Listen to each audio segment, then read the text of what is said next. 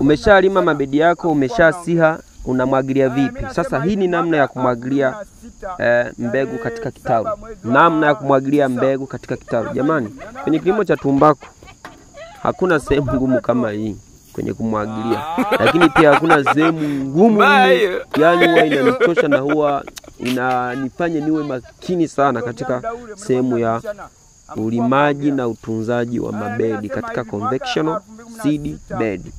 Yani hizi sehemu bana kwenye conventional seed bed na reset seed bed, yani namna ya kutengeneza vitalu na namna ya kuhakikisha vitalu vinakuwa vinakuwa katika ubora ambao vinakuhakikishia kwamba wewe ni mkulima unaenda kulima kilimo cha tija. Hizi sehemu huwa nakuwa makini sana. Yani hizi sehemu ni sehemu ya kuwa makini sana. Ndio maana napokuwa nakuelezea, sikiliza kwa makini lakini utende kwa vitendo. Sasa umeshafanya vyote hivyo, sasa utamwagilia vipi? Namna ya kumwagilia. Namna ya kumwagilia. Umwagiliaji sahihi wa maji kwenye kitalu mama. Bado tupo kwenye kitalu mama. Tutaenda kwenye reset seed bed. Lakini sasa hivi tupo kwenye conventional seed bed. Sasa utamwagilia vipi? Cha kwanza, siku ya kwanza baada ya kusia, umeshasiha leo. Sasa siku ya kwanza mwagilia keni 45 zenye ujazo wa lita 10. Sawa na lita ya 450 kwa mgawanyo wa ufuatao. Lita 230 asubuhi na lita 220 jioni. Yani kiufupi mwagilia keni 45 zenye usawa wa lita 10 ambazo utamwagilia jioni, yani asubuhi na jioni. Kwa maana ipi? Usije ukaenda kumwagilia mbegu mchana. Yani jua linawaka kama hivi unamwagilia, aisee ndugu yangu, utakuwa umeharibu. Kwa sababu zitanyauka. Yani ukweli ni kwamba zitanyauka. Wewe ujaribu, nenda kumwagilia jua linawaka, zitanyauka. Kwa hakikisha asubuhi nenda kumwagilia, lakini jioni nenda kumwagilia tena. Kwa maana ipi? Unamwagilia kiasi gani? Nisikilize. Yani siku ya kwanza hiyo hakikisha unamwagilia keni 45 ambazo zina ujazo wa lita 10. Sasa hizo ni keni 450 zigawanye ifuatazo. Asubuhi mwagilia keni zenye lita ngapi? 230. Jioni mwagilizia keni 220 ambazo yani jumla ni keni yani ni keni 45, lakini ni lita ngapi? Lita 450.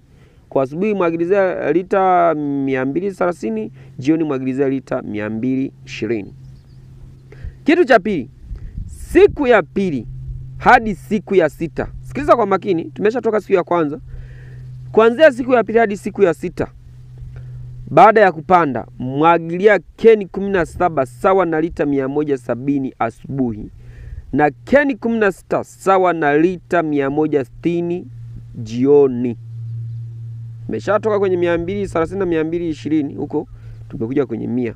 Sasa kuna mtu anaanza kila yani aliposia mbegu leo hadi anazipeleka shambani anamwagilia maji mengi. Ndugu yangu, hizo mbegu hizo utapata chache na utapata ambazo hazina ubora na zina ugonjwa.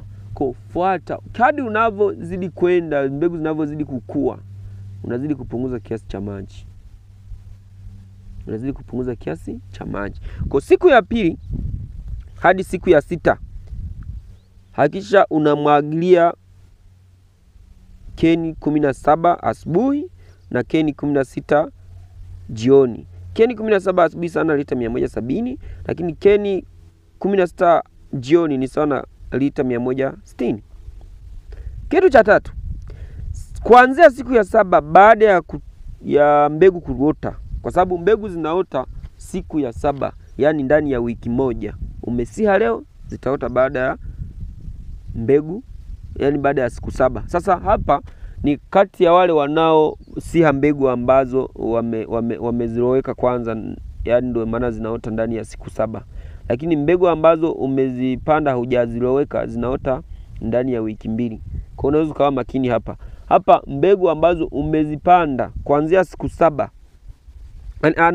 Umezisia, sio kupanda. Umezisia kuanzia siku 7 hapa. Inatakiwa ndani ya siku 7 baada ya mbegu kuota, mwagia keni 9 asubuhi ambazo ni sawa na lita 90. Pia jioni mwagia keni 9 ambazo ni sawa na lita 90.